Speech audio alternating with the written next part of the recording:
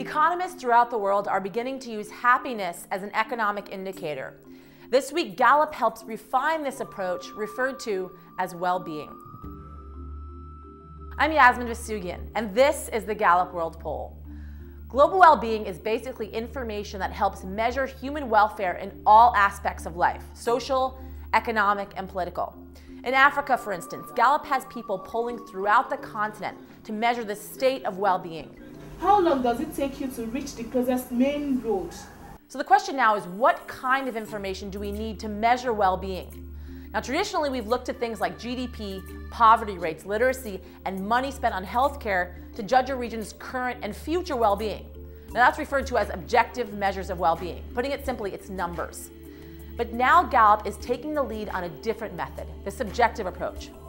Mahbub-ul-Haq, who created the UN Human Development Index, laid out the limitations of objective measures of well-being when he said any measure that values a gun several hundred times more than a bottle of milk is bound to raise serious questions about its relevance for human progress.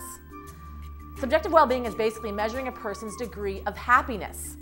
And if we dive deeper into subjective well-being, there are two defined offshoots. One is experienced, and the other is evaluative. With experienced well-being, Gallup asks respondents questions that are measured in the context of the last 24 hours. Did you feel well rested yesterday? Now, on the flip side is evaluative well-being. Here we ask more general questions.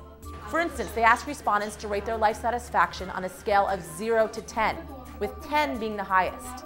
Now, people that support subjective well-being are not saying that judging experiences and feelings is the new way to go.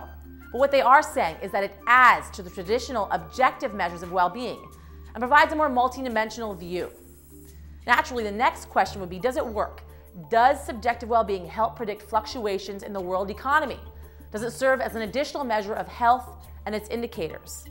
Well, a lot of the world's leading economists and policymakers are saying yes, and they're using the Gallup Institute for Global Well-Being to talk about it. Check back for part 2 of our series on global well-being and how to apply it. I'm Yasmin Vasugian, and join us again to hear more voices from around the world.